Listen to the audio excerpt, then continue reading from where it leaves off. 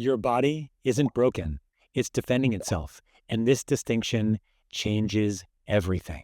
My name is Dr. Scott Scher, and today we're going to be talking about a topic that I call the sympathetic spiral of doom. It sounds ominous. It's not a diagnosis.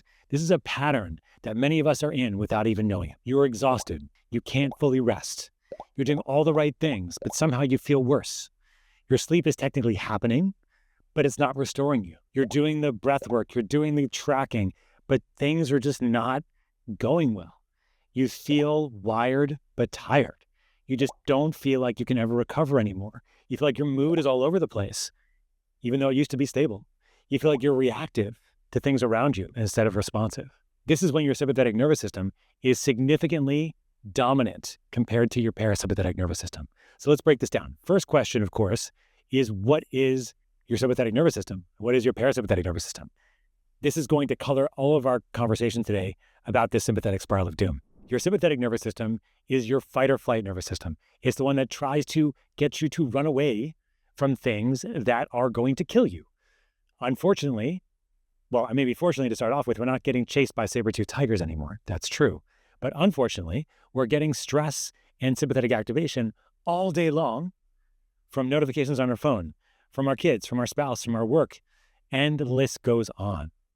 In addition to this, our society rewards people that hustle, people that don't sleep, people that do things and multitask like crazy. That's what's rewarded. So this sympathetic nervous system is supposed to be elevated sometimes, but then we're supposed to go down into what's called our parasympathetic nervous system.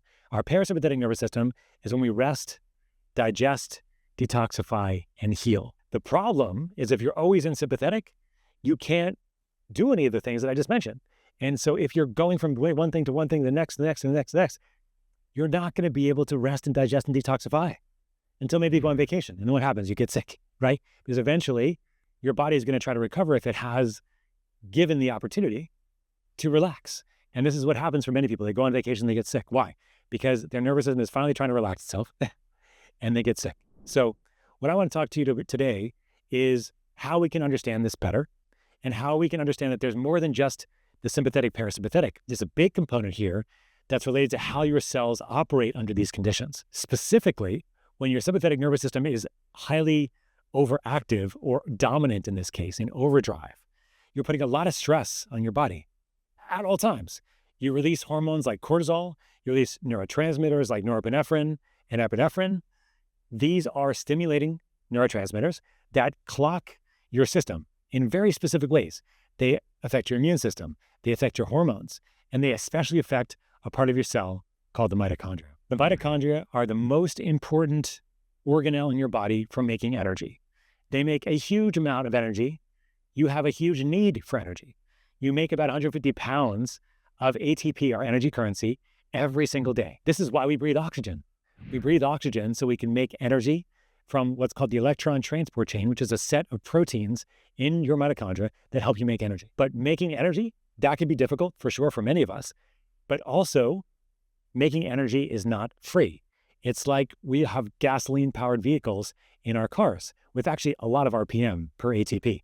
It's about 6,000 RPM in each of your mitochondria in these electron transport chain complexes and the protein complexes. The last one's called ATP synthase, the one that makes the ATP. That's about 6,000 RPMs making your energy. So it's a huge amount of energy and a huge amount of need, okay? But the problem of making energy is it's not free. We make ATP, but we also make water, carbon dioxide, and we also make free radicals, reactive oxygen species. When you have a lot of stress in the system, you're making a huge amount more energy because your system thinks that you are not in a good place. Either you're starving or you're getting chased by something, and they're trying to push out as much energy as possible. But the problem is that this system breaks down over time. And this is where mitochondrial function really plays an important and vital role for all of you listening. Things that are coming from outside of your ecosystem, your body, stress from jobs, works, family, etc. Even trauma and things that maybe happened when you were very young. These are all things that happen externally and have caused this sympathetic dominance. But, and this is the kicker, you can also get that sympathetic activation, that chronic fight or flight, not just from things that are coming out from the outside, but also things that are actually directly making your mitochondria dysfunctional. So what are those things? Well, the first I just mentioned is that sympathetic activation comes from the outside. So let's keep that apart for now. But in addition to that, insulin resistance. 3/4 of US adults have some element of insulin resistance, meaning blood sugars are too high. And when blood sugar is too high, that sugar, the glucose, is the substrate for making energy. So if you have a lot of glucose around, your mitochondria are going to start trying to make a lot of energy, but they can't keep up with this. Remember, our mitochondria are like gasoline-powered vehicles. They make waste, the reactive oxygen species. Our cells use antioxidants like glutathione, even melatonin actually, not just for sleep, but also as an antioxidant, neutralize the stress of making energy. Now, the problem with over time making so much energy or trying to make so much energy is that the system can't keep up and you have enough antioxidants around. And what happens is you start getting into this place where you have too many reactive oxygen species, too many free radicals, and the mitochondria go, oh no, we have too much energy. We got to shut this down. And they shut down your production of energy from the typical way, which is using oxygen to make energy, and they go for a different way, which is called glycolysis. And I call this the glycolytic lock. You get locked into the state where you can't make enough energy, okay? So insulin resistance will do this. Chronic sympathetic stress will do this, what we talked about. And also toxins in our environment, pesticides, cosmetics, and things like that. Infections will do this, especially chronic infections. So chronic long COVID, for example, or chronic Epstein-Barr, or chronic fatigue, fibromyalgia. These are all in this spectrum. You also have medications that we're taking on a regular basis. Birth control pills actually will deplete nutrients that support mitochondrial function. Proton pump inhibitors directly affect your capacity in the mitochondria. Metformin, yes, a drug that helps with diabetes, uses the longevity drug, which I don't agree with for the most part. This is a drug that destroys part of one of those protein complexes that makes energy. And so you have all of these things that are causing mitochondrial dysfunction, and you have direct mitochondrial function happening because of them. And what that does, it flips your mitochondria into this glycolytic state where they can't make energy effectively. And all of a sudden, you don't have enough energy. So what does your body try to do? You try to pump up your sympathetic nervous system to make more, but you can't do it. What I just described to you is the sympathetic spiral of doom. Chronic sympathetic activation, chronic mitochondrial dysfunction in a chicken before the egg scenario. One can happen before the other. They can happen at the same time, which is most common, but it's usually one thing on the other that sort of flips you over the edge. Many of us are living and doing fine until something happens, until we get an additional stress outside, or we get an additional stress directly in the mitochondria. A good example of this is if with women, when they're going through perimenopause and their estrogen levels are going crazy. Estrogen is a fantastic mitochondrial enhancer. They might have been able to deal with all the stress from all the kids and all the jobs and everything else, because women are always the ones that, are responsible for these things, unfortunately, at least society-wise. That's not what it should be. Let me say that, but that's how it is. And that's how women feel, I know, as being married to one. But the hormone fluctuations, along with the sympathetic stress, cause a deterioration in function and going down into the spiral of not making enough energy. So there are various stages of what I call the sympathetic spiral of doom, which I think are important, right? Because it's not like everybody's in the same location. There's different people at different places. And this is it's kind of important. There's a spectrum here, right? The first phase I call phase 1 is I'm fine. I just need more coffee. And this is where you're still performing pretty well. Your sleep is relatively adequate, but it's not as restorative as it used to be. Caffeine is absolutely essential. The system is compensating, but you're burning on both ends and feeling like you're just kind of strung out sometimes. Recovery is not as good. Mood is not as stable. Okay, now we go to phase 2. Something's off, but I can push through this, right? So I'm tired but wired. You're waking up maybe 2 or 3 o'clock in the morning, maybe be able to go back to bed, maybe sometimes not. You get the brain fog, that afternoon slump in the middle of the day. Your stress tolerance in general is dropping. Your exercise tolerance is also dropping. The system is holding on, but barely. Phase 3, this is some place where I see many people that I work with. Why is everything so much harder now than it used to be? It shouldn't be this hard, right? Fatigue and anxiety kind of coexist. You feel tired, but you also feel wired at the same time. Your recovery from exercise takes even longer. Interventions to help, this is where it's really important, because breath work, fasting, cold exposure, which I was talking about in the beginning of this video, they actually feel more destabilizing than they feel restorative. If you're listening to this is phase 3 of the sympathetic spiral of doom. Again, not a diagnosis, but a pattern. We're going to talk about how to break it in a minute. Last phase here is phase 4, which is my body feels like it's working against me. Chronic fatigue, non-restorative sleep, high sensitivity to nearly everything. The system is no longer adapting. It's no longer resilient. It is defending itself. And this is absolute defense. This is just trying to protect your ecosystem from breaking down any further. And so what it comes down to is that we have to think about the best way to break this spiral. As I mentioned, There's the chicken and there's the egg, and there's the egg and there's the chicken. The question always becomes, how do you break this spiral? And what most people would think is, I just have to figure out how to calm down my nervous system. I just have to figure out how to do breath work and meditation, mindfulness training, get outside. These are all really, really important things. But if your system has been elevated for a long period of time, whether it's from direct mitochondrial stress or it's from that external sympathetic dominance from the life that we all live these days, either way, you've likely significantly depleted your capacity to make energy and to detox from that energy very effectively.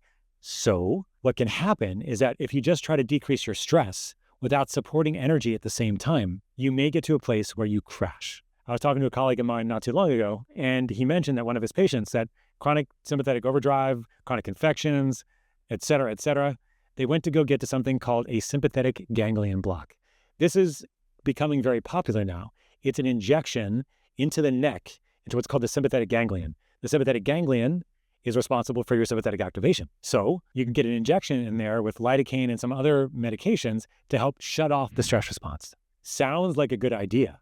Is it? Well, if you're chronically stressed like this particular patient was, this lady crashed in bed for weeks after getting this sympathetic ganglion block. I have another friend, Lyme, mold, chronic infections, etc. Her doctor, out of good reasons, overall saying, well, we need to calm down your nervous system. So it gave her some L-theanine and gave her some CBD, and she crashed. Why? Because there was not enough energy available to be able to downregulate that nervous system and still be able to function. So this is where so much becomes an important aspect of the sympathetic spiral of doom and how to break this pattern. Fix energy first before decreasing your nervous system tone. Doing this is going to vastly improve your outcomes, because once you decrease your nervous system tone, you're going to have enough energy capacity to maintain at a lower level. This is so underappreciated in medicine. I can't tell you how many times I've seen this happen. I was just giving you some examples. If you sequence this appropriately, if you start with mitochondrial support first and then go into sympathetic downregulation, that's when you're going to see massive changes and sustainable ones. Now, how do you do this? Always a good question. With mitochondrial function, there are some simple things you can do, and there's some more complicated things you can do. There's some things that are going to help you work now, and there's some things that are going to help work in 3 or 6 months. When I work with patients, I optimize in a framework called health optimization medicine. It optimizes something called metabolomic markers that are responsible for energy, for detox, vitamins, minerals, cofactors, gut, neurotransmitters, hormones. This takes time. What can you do in the interim? Well, immediately, what I do is I use a very novel, although not new compound, novel because it's quite blue and shocking, methylene blue. Methylene blue is one of the best mitochondrial optimizers out there. Why? It's a redox cycler, meaning that it helps with energy and it helps with detox at the same time. So our cells, like gasoline-powered cars, well, methylene blue comes in, low doses, 4 milligrams to maybe around 25 milligrams at most. But for the most part, most people between 8 and 16 milligrams. It's like an electric-powered vehicle. It comes in, it makes energy, helps you make energy, but also helps with detoxification at the same time, because it works directly as an antioxidant. So even if you're antioxidant deficient, you can use methylene blue because it's going to support that if you're not making enough energy. Most compounds out there do one or the other, energy or detox, and not both. That's why methylene blue is so powerful. I like to call it a bridge. It's a bridge to get from where you are now to where you want to be. It's a little bit further down the road. It's not going to be the end all be all. You're going to need to do other things and change your diet, your lifestyle, and of course your stress too, which I'll talk about here in a minute. But this particular compound will get your cells to start being able to make energy more effectively again. And I've seen purely with methylene blue, people have significant improvements in their mental health. Why?